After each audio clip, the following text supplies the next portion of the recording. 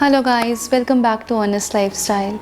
Well, in the last video, I did strike a conversation about depression, which is not much spoken about in our country and around the world in general. I did tell in that video that I'll share about my experience and my story of depression.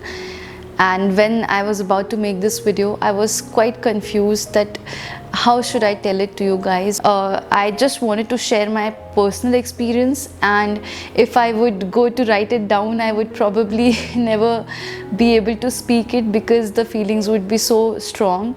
So I just thought that I'll just sit down and casually start talking. So please excuse me if the storyline is here and there, and if you feel that I'm jumping in between. But majorly what I'll do is I'll tell you about how I got to know about my major trigger points. So everyone once in a while feels sad or lonely, and they feel uninspired, they don't feel like getting out of bed, which is normal. We can't be recharged all the time. But when that feeling is more often than you expect it to be, that is when you should assess yourself. I didn't really think it through when I was going through the phase, so I was not really sure what I was feeling. But then later I did start reflecting after in the last 3-4 weeks, and I thought I'll tell it to you guys how you can assess and understand your own feelings. So let me tell you my story first. The thing is, I guess it all started when I was in my 3rd trimester of pregnancy, and we got to know that my baby had IUGR, that is, his growth was 3.5 weeks behind. And until 1 month back, everything was fine. Like during the 3rd trimester, around 7 months or something, everything was perfectly okay. And then suddenly, in the span of 15-20 days, I got to know about this, and that is when I felt that major gush of sadness and overflowing emotions. I just couldn't understand why was it happening, because from the very beginning I did everything by the books, whether it was eating right, taking all the medications, not missing any of the doctor's appointments, even for the smallest thing, researching, asking doctors, asking people around in my family and friends, all of those things. And I just couldn't understand, why was it that these things were happening. I was on countless medications to make sure that my baby would stay inside of me for a little longer, and it was just overwhelming, really. That is, when the sleepless nights became longer and longer, and I just couldn't sleep. And a lot of people gave me advices and tried to console me and convince me that it's gonna be fine. But I knew the risks, and I did speak to my doctor as well. But considering everything and the kind of person I am, I overthink a lot, and I just can't get hold of my emotions in a lot of situations. And especially when it comes to your baby, you obviously tend to get quite weak.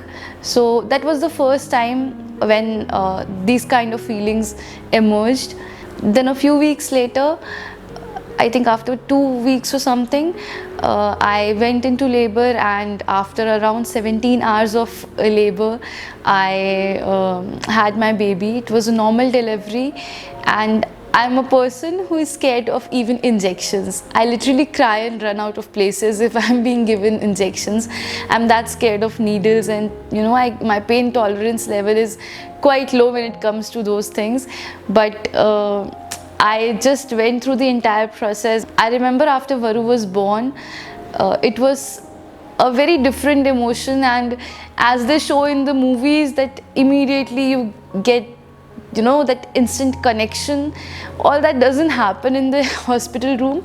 But no doubt, like, I knew in that very instant I just couldn't live without him anymore. And he was such a tiny sweet little baby, and I was really happy. After I came to the room, I was so exhausted and so tired. I just wanted to talk to my mom. I didn't deliver in my native, so my mom was not with me, and in that moment all I wanted was my mom. And someone, I don't remember who, someone called her up, and she also wanted to talk to me, she and dad.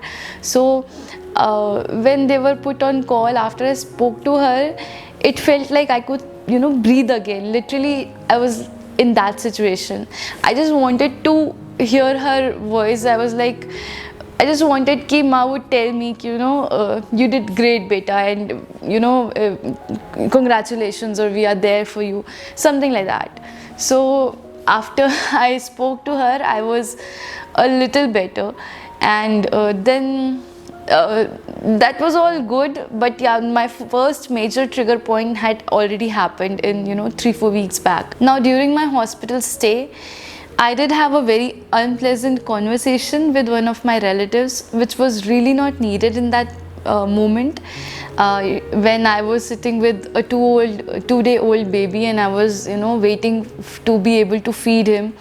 That time I had a conversation which just flipped me inside out. Like, I had never expected that, and I didn't really see the point and necessity of it, and it was really not I don't know, it was not a good feeling when you've gone through so much, and then someone speaks to you about something which is just I don't know, just out of place. And that was the I didn't realize it then. Obviously I was very upset, I cried, and then I got over it slowly that time.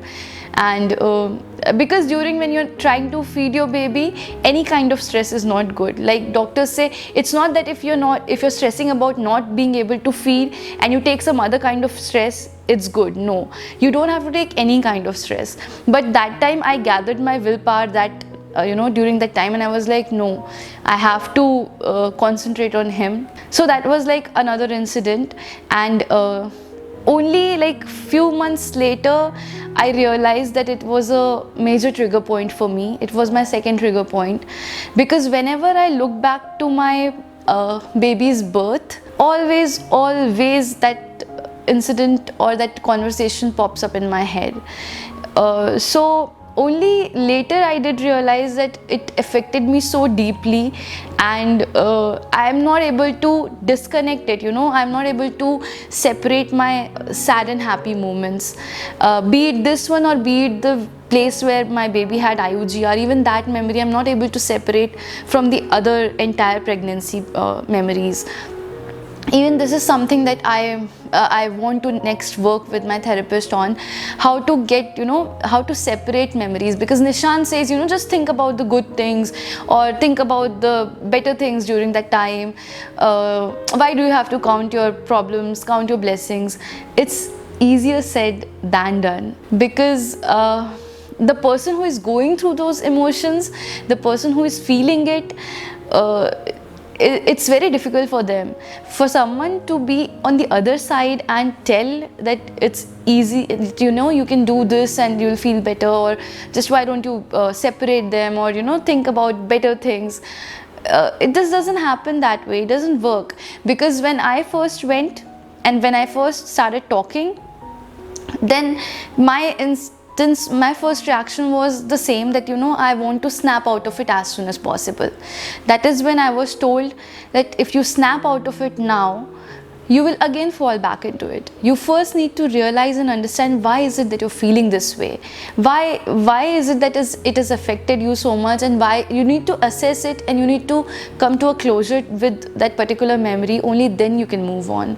Now cut to the part where I came home, and after that, obviously the sleepless nights, the feeding every hour, half an hour, all that started. In between, my stitches got open, and I had to go to hospital every 5 days for cleaning, and they would remove the skin, and like it was very painful. I was not able to walk straight for 1.5 months, and in that I would sit up straight to feed my baby, and all of those things. It was physically and emotionally very draining and exhausting. Now a lot of people would say that, you know, why do you feel this way? Being mom is one of the world's greatest emotions and treasures and everything. I agree. And it's not that I don't love my baby. I love him more than anything and anyone in this world. I can take a bullet for him right now. But the thing is, I have not been trained to do this, right? Like, until I had a baby, I was a baby, and I'm still a baby for my parents. So it's not that I was born to be, you know, to be able to handle all of it. No doubt it is said that when a baby is born, a mother is also born. And I feel people around us should give us some space and some, you know, credit for what we women, what we new moms try to do every day. And it's not that we know everything, but we have our instincts, and then people come and, you know, advise and force their advices. Giving advices is one thing. I love to take advices, but then people force their advices, which just takes a toll on us. And people would always just, you know, tell things like, okay, if the baby is crying, he's hungry. I mean, if a baby is 1 or 2 months old, all that the baby knows is to cry. Even if he's uncomfortable, he would cry. If the clothing is improper, he would cry. If he is wet, you know, soiled his diaper, he would cry. If he's hungry, he would cry. If he's colic, he would cry. If he's scared, he would cry. So the baby would cry for all sorts of reasons. It doesn't mean that the mom is not giving enough milk or the baby is hungry all the time. It is not the case. If a mom is not able to, you know, produce in certain cases, then the mom would let you know, because obviously she won't want her baby to be hungry. But as a society, we should stop, you know, telling and anticipating what a mom is feeling and what is her situation and what is good for her and her baby. So however, these things were not the major trigger for me, but yeah, these things obviously add on to the pressure, and a lot of you would have felt it. And it's not that I'm saying that people should not advise or, you know, things like that. Obviously they do it out of love most of the times and, you know, out of concern, but sometimes it just gets too much. Now next was the other major decision, which was when I had to choose between my job and staying at home and taking care of Varu. This was around 5-6 months, like he was around 5-6 months. It was in April. My company unfortunately did not have a lot of work from home months policy, and I did have to take a major decision. I obviously chose my baby over my job, but that I feel was the third major trigger point. It's not that, you know, I regret going out or I regret leaving my job for my baby. It was my own decision. No one forced me, no one compelled me. In fact, Nishant did look out for options. He was like, if you want to work, we can work something out. But I didn't want to leave him with anyone whom we didn't know here, and it was not possible for our parents. They're also old, right? They are it's not possible for them to run around the house so much as we can. I only get so tired. I can't put that unnecessary pressure on them as well. So considering all the facts, I decided to resign. But then later, yeah, I did start feeling caged in the house, because there would be weeks together when I would not even step out of my door. Baby was so small, we couldn't even plan going out on weekends or something. Like, I would be so busy. So all of those things, along with, you know, not getting proper sleep and missing the fact that I would go out and I had a you know, a life outside home, was something that got onto me. And people do say that, you know, अरे हमने भी तो बच्चे पाले हैं, and हम तो हमेशा से ही, you know, we have been at home, and it's not like you're doing something new, something different. I don't deny, and hats off to my mom, your mom, or anyone from our elder generations who did so much for us and who have raised us to be such beautiful, independent people. The thing is, the situation and the parenting scenarios then were completely different than what it is now. that time my mom or Nishant's mom or any mom in general would have had different set of complications, and I'm not sure how did they handle it then, because it would have been so difficult. That time women found it even harder to have a voice and to voice it out. So I'm really not sure how they let it out.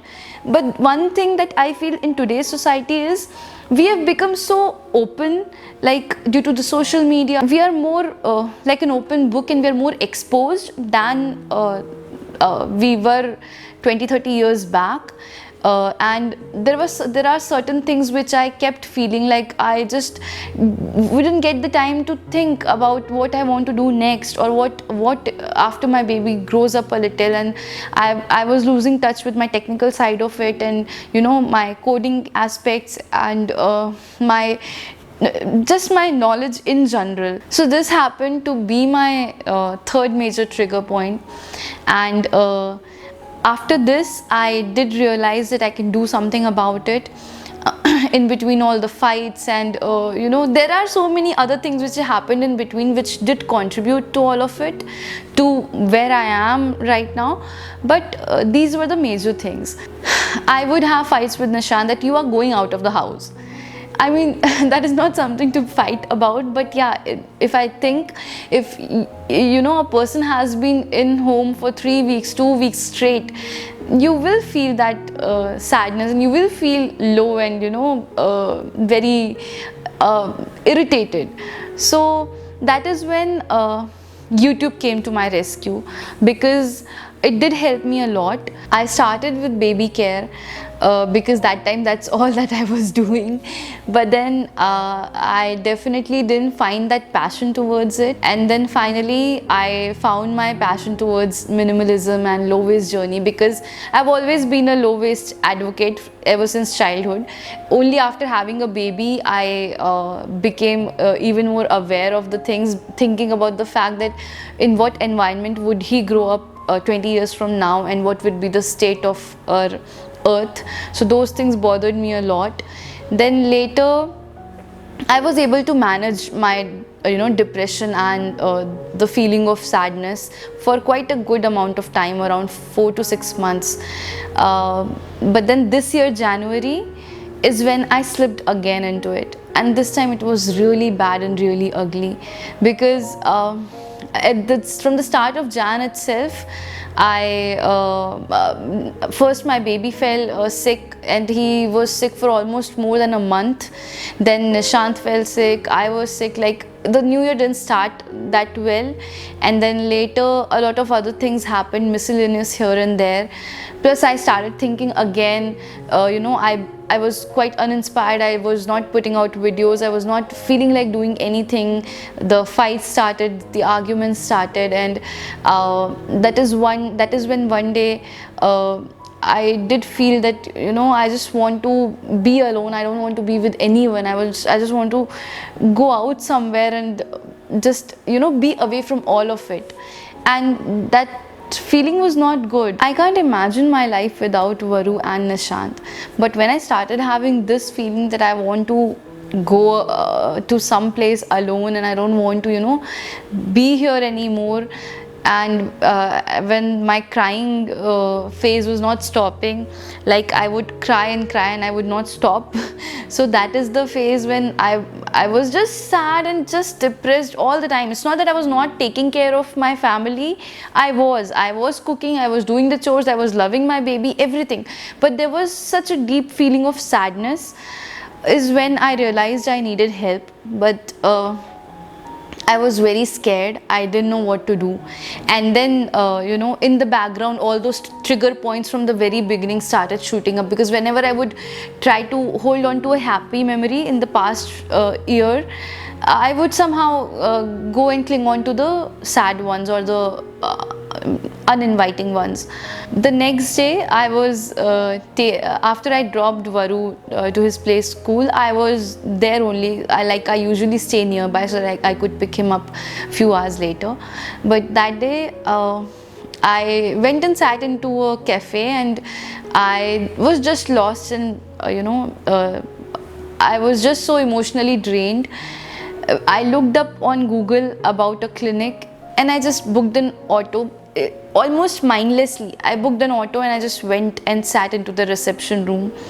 And when I sat there, I was so scared, so nervous. No one knew that I had come there, and Nishan did tell me before that if you want to seek some help, please don't feel that, don't feel the pressure of anyone or anything. So I was so I don't even know how to explain the feeling. Like, it was so unpleasant and strange, because mostly I was there to talk to someone I had never met before.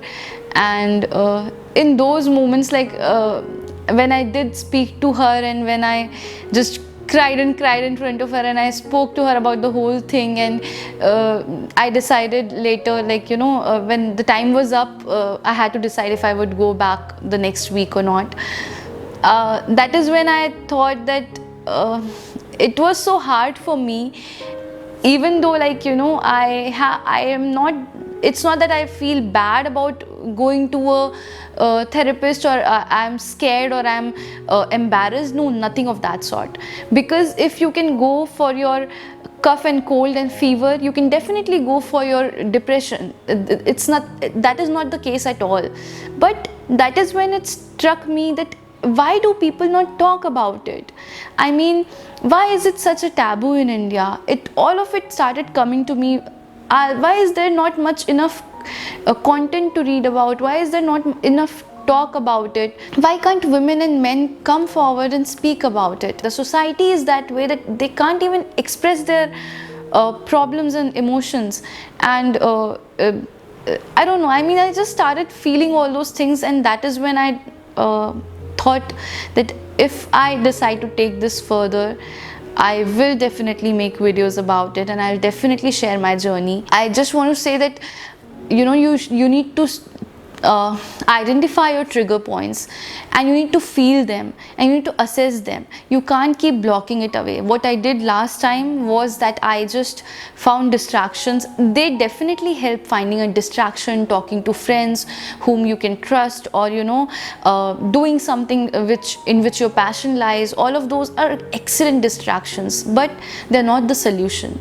Because if you unless and until you find a solution, it will keep coming back. So that is why it's very important that you work on assessing and understanding your feelings, rather than just shoving it away. So yeah, that is all that I have to say. And do let me know if you have any story of your own in the comments, or you can tell me on my Instagram. I would be more than happy to listen to you and help you in any way I can. Do seek help and do talk to people. I know you can't talk to everyone, even I can't, but talk to the person whom you can, and understand your feelings. Be brave and don't lose hope, because it's not something that you cannot fight. You can definitely come out of it stronger and happier. And I will keep sharing about my journey as and when I feel I have something to share, along with my other videos on simple living, healthy and low waste living. So do subscribe if you have not already, and if you like such videos around these topics, and do press the bell icon. Share this video with anyone who would find it of help, anyone who would be feeling low, because if I can seek help, if I can take decisions and start working towards it, so can you, and so can anyone in the world. So stay healthy and stay happy. I'll see you soon. Take care.